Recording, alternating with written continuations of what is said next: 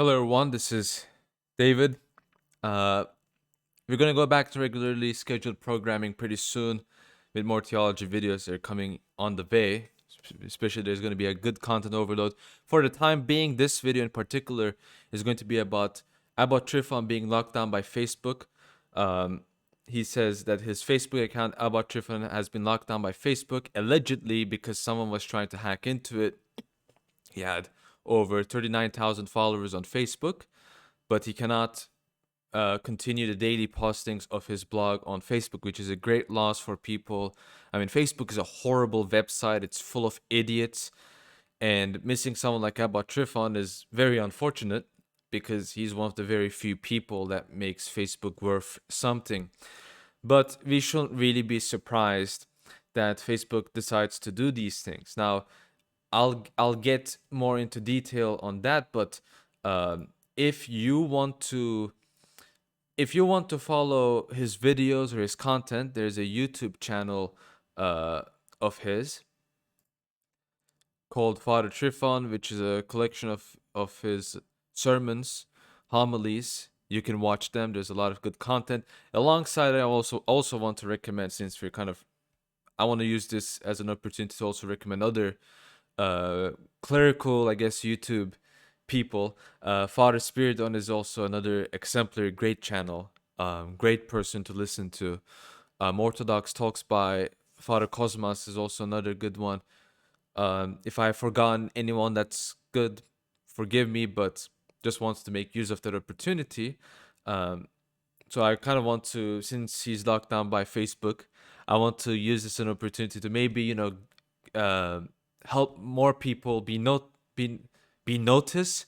What is up with my English today, man? Help more people be aware of this, right? Now let's get to the kind of the dark side of this video, okay? If you remember watching my video on Estefano Molimim, I'm not gonna say his actual name, but those who have seen that video probably know who I'm talking about. I think most of you will know who I'm referring to. I mentioned the ADL Online Hate Index. Now, I want to kind of reiterate why am I mentioning it again in this video. Now, I've seen some people who are definitely not good people, okay? They're more concerned over some people who might claim Facebook is persecuting Christians. Their first response is, there is no persecution of Christians in the West. That's the one they're focused on, instead of saying, "Oh, that's sad that Abba Tryphon's account got locked." That's the thing that they're worried about, and I kind of want to respond to that nonsense because it is nonsense, and so many idiots who are supposed to be our brothers and sisters fall into this. Now, in there's kind of a saying in Turkish where you that's I'm paraphrasing, but it says that normally you're supposed to give assurance and trust to your friends and fear to your enemies. Well, people like this, uh, they do the opposite, right? They give assurance and trust to their enemies, but fear to their friends. And people like this, you don't want to be on their side, and it's because they're more focused on uh, not being nice to their enemies than actually being with their friends or people they're supposed to be. I mean, the sort of stuff I've seen is insane. I've seen some people even say, good, that's an opportunity for him to practice silence and stillness.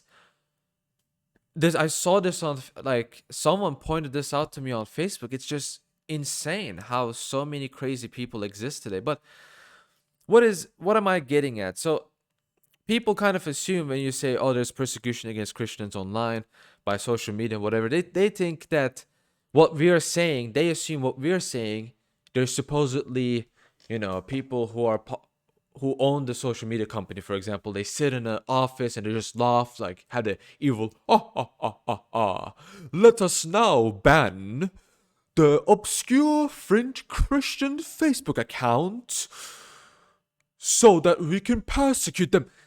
Okay, no one is saying it works that way. It seems like these people think that we think of the world this way. No, what's the more realistic interpretation is two scenarios. Number one is you can get in people who are responsible for dealing, with reported accounts, the people who are responsible for that, if they have a certain political disposition, they might look at certain accounts and say, you know what, might have done nothing wrong with Facebook rules, but Facebook will be better off without people like this. Boom, removed, right? If they have the opportunity. It's not really that crazy to think about. The second scenario, which is way more devilish, is the online hate index that we've been talking about. If you know that video of Estefano Molimim, the online hate index is a thing that was introduced by the ADL, which anyone who knows what the ADL is about, I don't think I need to introduce to you who they are, okay? These people may kind of want to produce an algorithm created to, quote, combat hate. Now, it doesn't really take a genius to figure out that you can just use that as an excuse and just delete people who you really want to be deleted. It's not really that crazy to assume, you know, that you can use this for your action. You can use that as you can use that as an apparent purpose, hiding your real purpose. What I'm saying here is not really that crazy. So why will people produce algorithms? Why will people do these things against Christians or against people they don't like? Like, what's the point? We can talk about the political reasons and is it maybe monetary reasons and all that kind of stuff. But really the fundamental reason is the spiritual reason. Okay?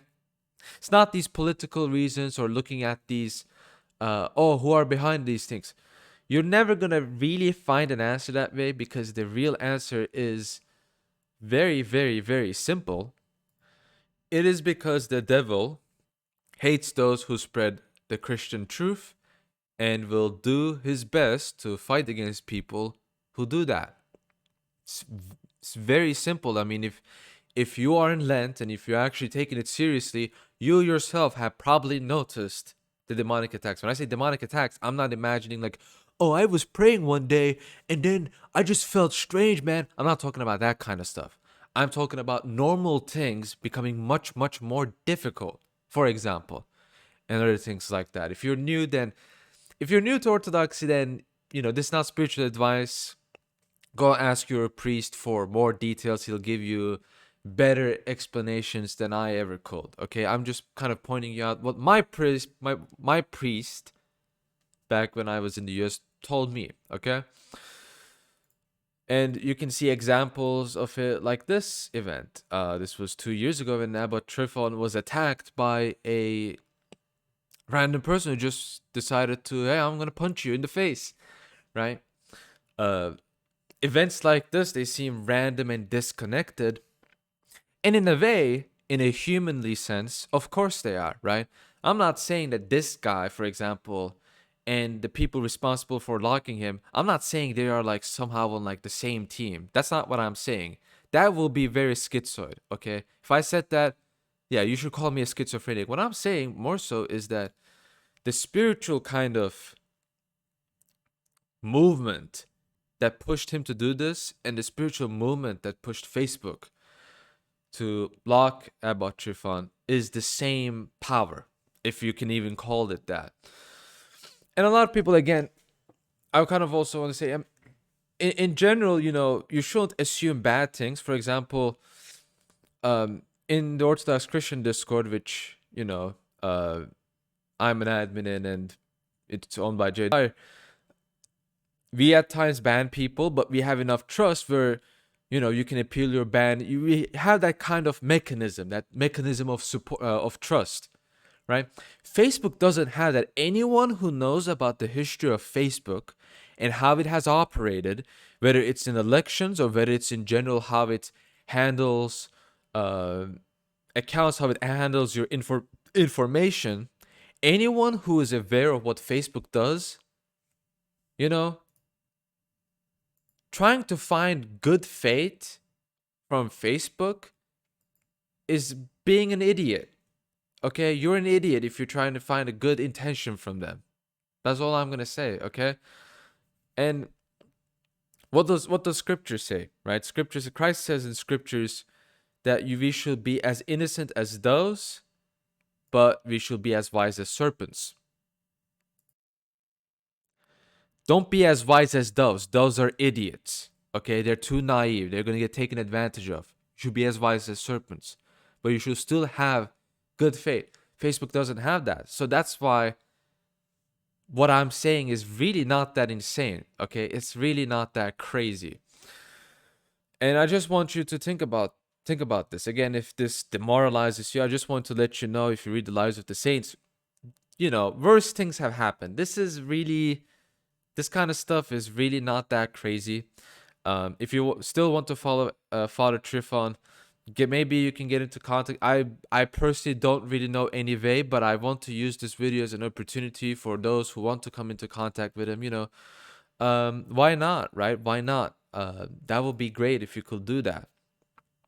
So I definitely want to leave this video with that, and kind of semi unrelated but a little related to this topic. I want to end this with this post to show you that Christian persecution is definitely real in the West, right? You don't need to know, you don't need to see crucified Christians just for being Christian to know that there's persecution, right? You don't need to see those things to be aware of what's going on. And I just wanted to show this. This is from Father John Whiteford. Edward Roslov in Red Priest, Renovationism, Russian Orthodoxy and Revolution says, parish churches were often closed when they refused to register clergy or because of the threat of epidemics. That is, on the pretense of preventing the spread of disease by parishioners who gathered together for worship. Okay, does this remind you of something that's going on right now? Of a epidemic, quote epidemic, that has a less than 0.1% fatality rate, that kind of stuff. Does that remind you of something? I forgot his name, so I can't really say it, but I think you guys know what I'm talking about, okay? So, I just want you to know that, and again, this is not surprising. Christ numerous times in scripture says it's difficult for someone to be Christian.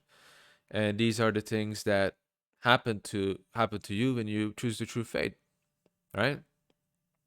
It's really not that crazy. What I'm saying is really not that crazy. I'm not really saying anything too outwardly or whatever. When you just think about this for 5 minutes, it makes sense. Okay? So that's what I wanted to end this video with. Keep yourself safe, keep yourselves in prayer. Look at Father Tryphon and other Orthodox Christian clergy that you should definitely check out for wisdom and advice. And of course, if you can, go to church and listen to your own priest. I have to say this numerous different times, because if you don't say it in one video, people assume that I want to be a guru or anything like that. If, first of all of those people, you are all idiots. I just want to let you know that you're idiots. If you think I'm being too harsh, please read the Lives of Saints. That's all I'm gonna say. Read the Lives of Saints. Read how Christianity lived for centuries, and you will understand why some of us are the way we are. Okay? Thank you for watching this. I'll see you guys in the next video. We're going to go back to regularly scheduled programming for a pretty long time. And I'll see you guys in the next video. Thank you all. God be with you all. I'll see you. Thanks for watching.